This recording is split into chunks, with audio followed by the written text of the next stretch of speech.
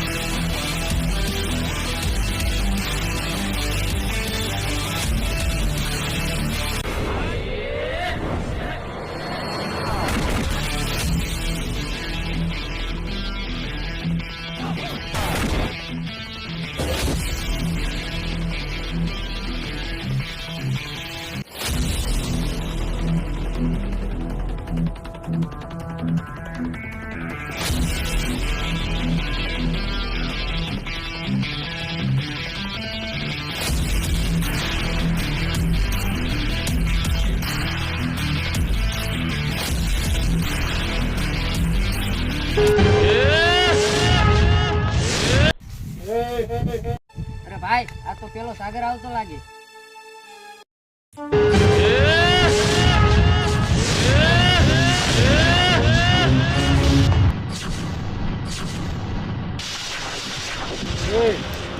મારા પૈસા તો તું લઈ ગયો, તને દેવાની ખબર નથી પડતી.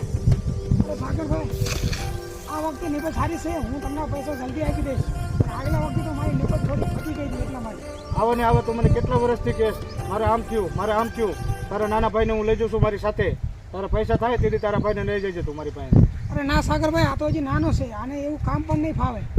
તારે ક્યાં ઉપાધિ કરવાની છે? દશા, વિશાલ લઈ લે. ના સાગરભાઈ, તમને હાથ જોડું જવા દો, મારા ભાઈને રહેવા દો. એ મારા ભાઈને રહેવા દો.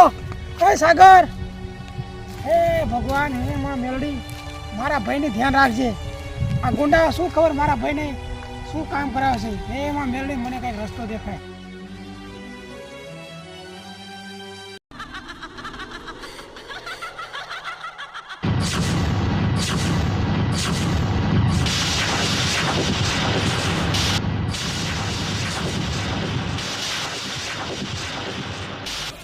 ચાલો વિશાલ, લઈ લો આપણે હવેલી.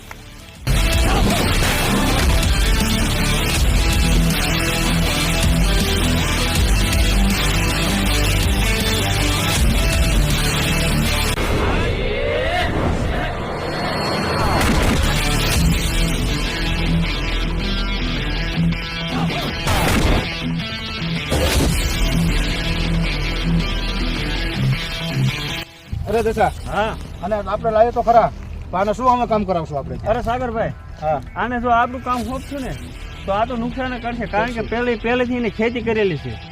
એટલે આપણે પેલા ઓલું 100 વીઘા જમીન લઈ ને, હા, ત્યાં ને નીચે. એ તો વાત સાચી છે, પણ અત્યારે હું બહુ થાકી ગયેલો છું, તો એને પહેલા લઈ લો આપણે અહીંયા, અને પહેલા થોડુંક મારું મસાજ કરી વારે પછી તને અહીંયા મોકલી. ચાલો. અરે છોકરા, મસાજ કર ભાઈનું. મને એ નહીં ફાવે. વિશાલ,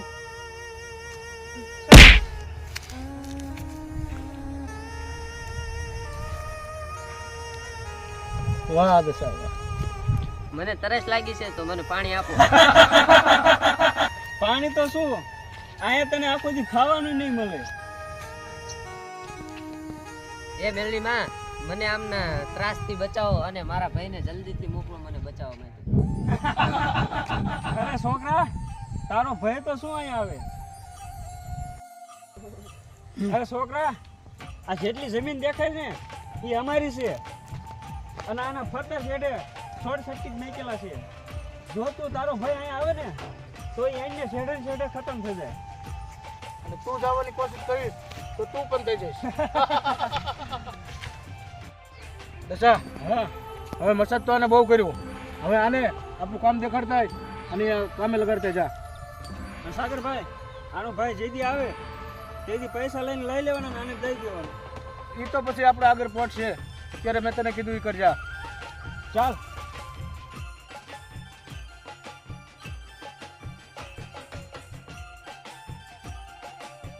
હા, આખી વાડીમાં આટો મારી આય અને જ્યાં વારા હારે ખડબડ નડતું હોય ને એ કાપી લઈ ગયા.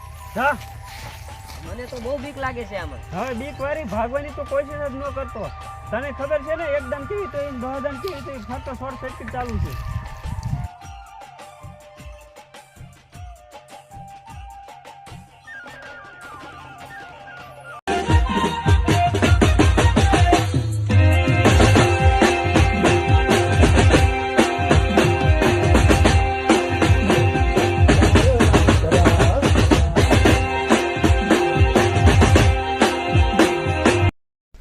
અરે સાગરભાઈ, હવે આપણો પ્લાન શું છે?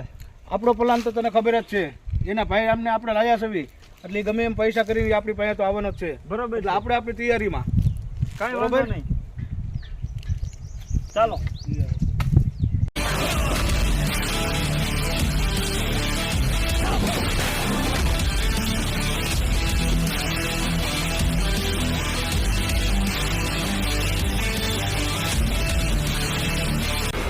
સાગરભાઈ, જો પેલો આવે. આપણે વાત કરી હતી આવે જ છે. કાંઈ વાંધો નહીં.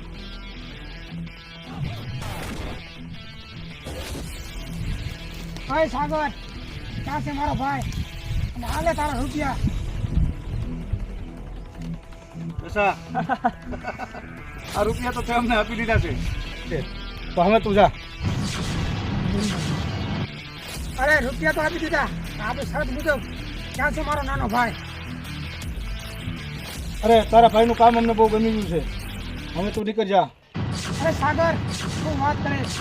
મેં તારા પૈસા આપી દીધા, એમ તું મારા ભાઈને સોંપી દે. અલે તારા પૈસા તને પાછા. નીકળ. હું આ પૈસા માટે નથી આવ્યો, મારા ભાઈ માટે આવ્યો છું. એટલે સારી રીતે કહું છું, મારા ભાઈ સોંપી દો. બાકી હું મજબૂર હતો, હવે તારા પૈસા આપી દીધા છે એટલે હવે હું મજબૂર નથી, તો મારો ઘા ઝીલવા પણ તૈયાર થઈ જાય. દશા, કરી નાખો પૂરું. વિશાલ, ઓકે નાખ.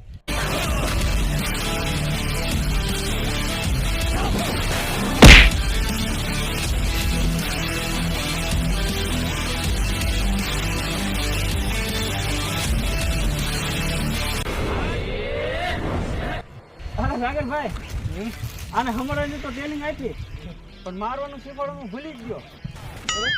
ઓહો, એટલે જ આ પડી ગયો લાગે. હા, કોઈ વાંધો નહીં, હવે તું જા.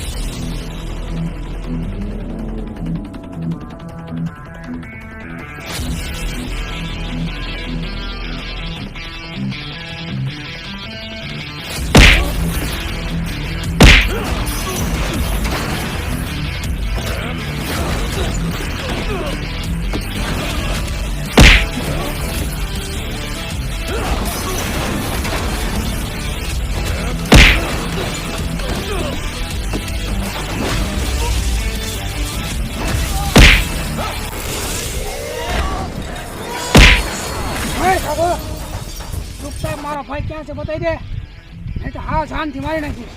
એ તો હું નહીં જ બતાવું, નહીં બતા એમ નહીં બતાવું.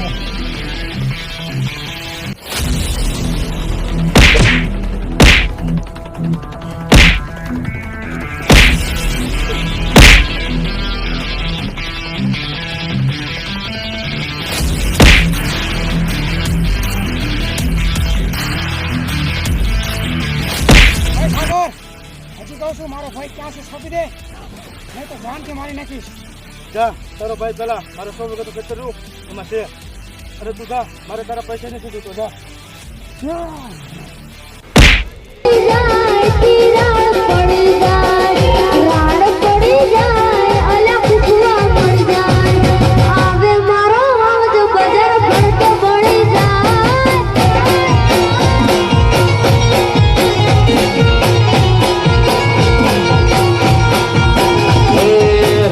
પડી